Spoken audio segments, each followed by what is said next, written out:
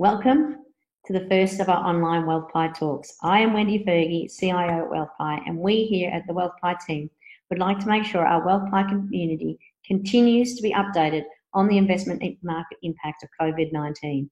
And we acknowledge that continual news items may be bombarding all of you like they are us, and these may cause some confusion and be slightly unsettling. Firstly, though, we would hope that you and your families are all safe and healthy, and that you are managing as well as possible in these difficult times with these restrictions imposed upon us all now and for the foreseeable future. We have had a number of questions from our WealthPi community and thought we would pull together some of these key themes and our thoughts in a slide deck, and we will share with you today. I will give a brief overview of these slides, but following this presentation, if you have any questions, please do not hesitate to contact my colleagues.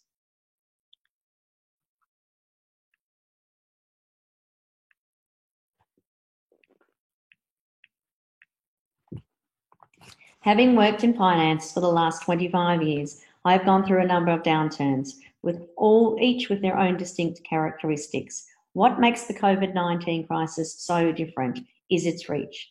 Every person everywhere has been impacted by this crisis. Previous downturns were more isolated. The GFC around financial institutions, the dot-com, the technology companies. What this means, it will be much harder for us to get traction in a recovery, and the ramifications for the whole economy will not be understood for at least 12 to 24 months. The government stimulus will definitely go a long way to stabilising and working towards better outcomes. Governments globally have been told to effectively throw out their notebooks or their rule books and focus on stabilising the health risk of COVID-19 and make sure that everyone has access to an income in face of losing their jobs due to an instant recession caused by the economic shutdowns. And we have never seen so much money committed by governments previously to stimuluses to either stem or help stimulate the economies down the track. This money has been spent to prevent economic catastrophes. However, things are not that great.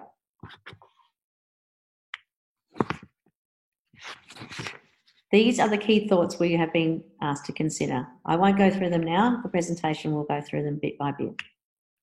So the instant recession. The shutdown of an economy to stem the spread of coronavirus has had instant ramifications economically. Thousands have lost their jobs, many businesses are closed, and they may never open again. Today we look for reasons or to understand how these ramifications have occurred and what the impacts will be moving forward.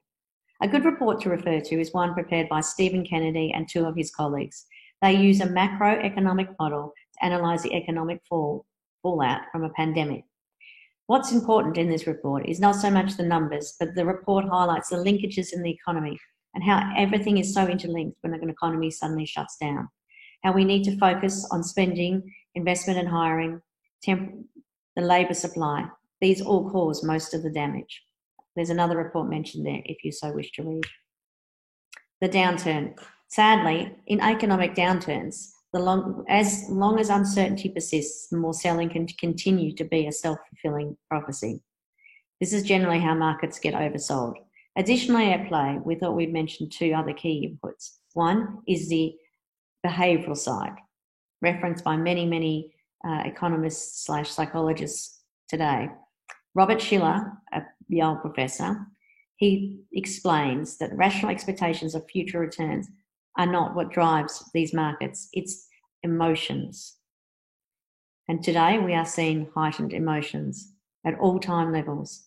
Overnight, the US and the UK realised the extent of their predicament, so all the good of last week's equity increases was sold off again just because of the uncertainty that returned to the markets. Emotion is driving a lot of our financial market movements today. Downturns are also compounded by leverage structure products that we have out there today. These products are forced sellers in market downturns. So, what has history taught us? Well, here in Australia, in previous share market downturns, property markets have fared very well. The next following few years have all been very positive. We would like to hazard a warning on this one though. This time round, with the broad reach of the economic downturn, unemployment levels going to what we haven't seen before, possibly going into double digits, and the high levels of debt in Australian households lead us to believe that maybe this is a time to be more cautious. So the stimulus. The Commonwealth Government, state governments and the RBA have all contributed great large amounts to stimulate the economy at both an individual and a business level. We'll tackle both.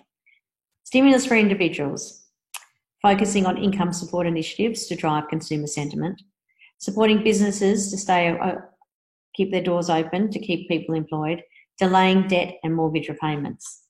Will these work? Well, the positive part of that stimulus is it gives confidence to the greater population that the government is taking this recession fallout seriously, and their willingness to fund key problems such as consumer confidence and unemployment is admirable.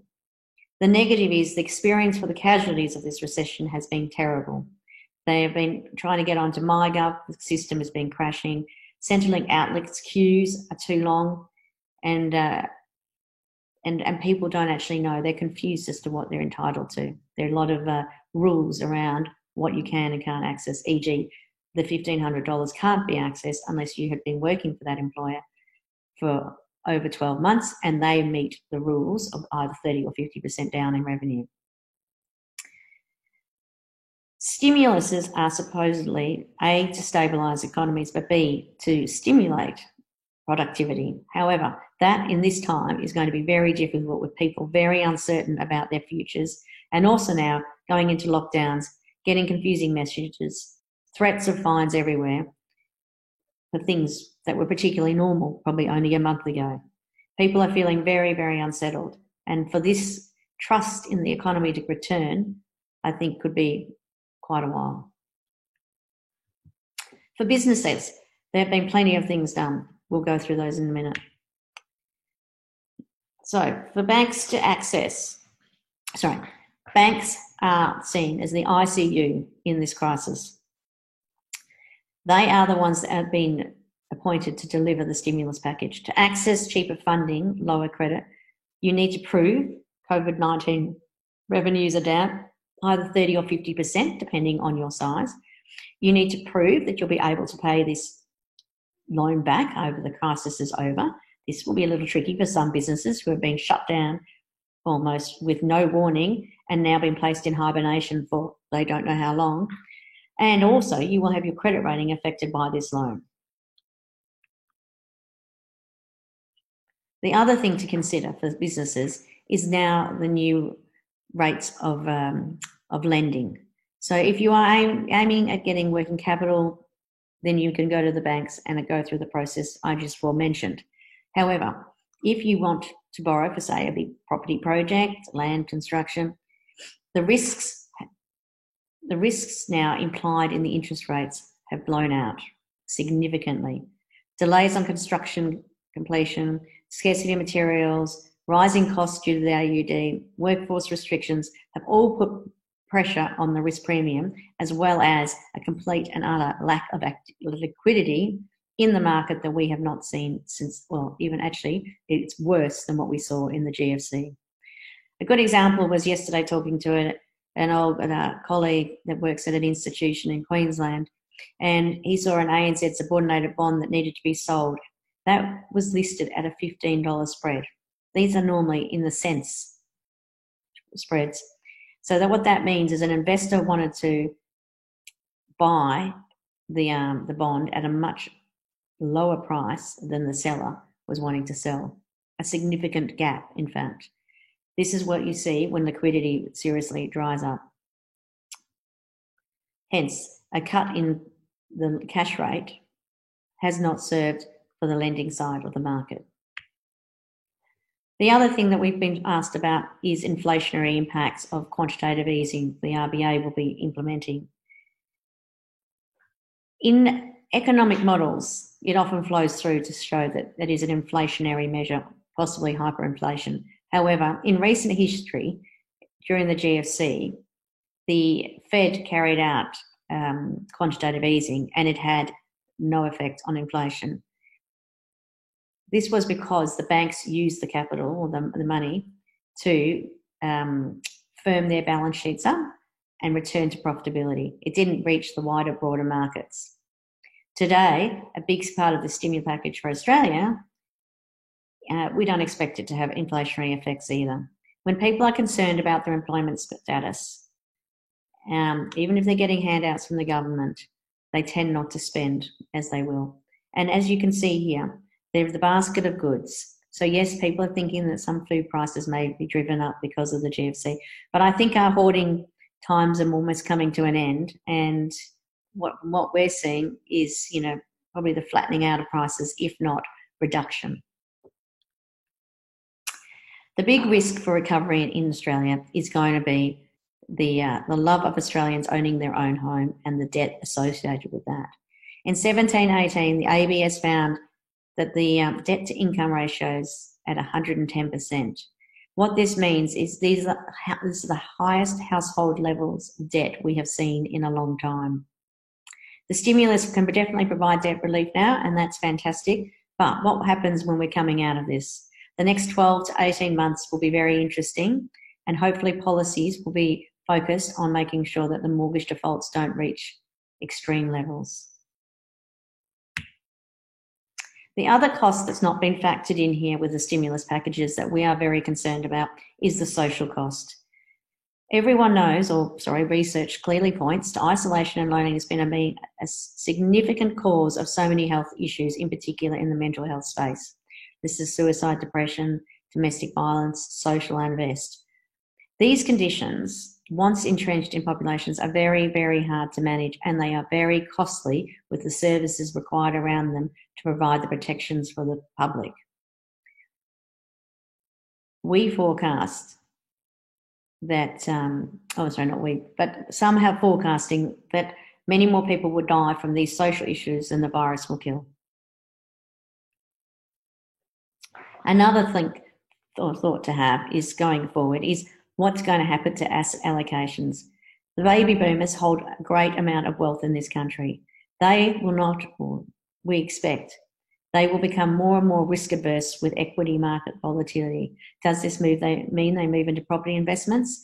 Does this mean they just move into fixed income? Capital preservation will be a number one key driver of their investments moving forward. Let's have a look at the equity markets.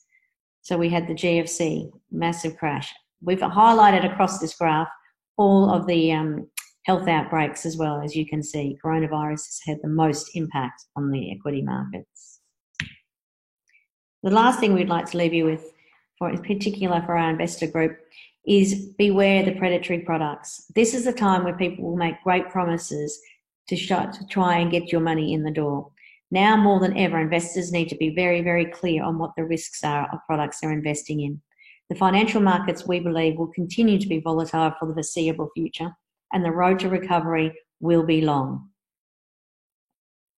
There will be some good opportunities, but there will also be some very dangerous ones. We'd like you all to be buyer beware. This is where our talk comes to an end. I hope you found it informative, and we hope that you all remain safe and healthy, and we look forward to further questions and further seminars going forward. Goodbye.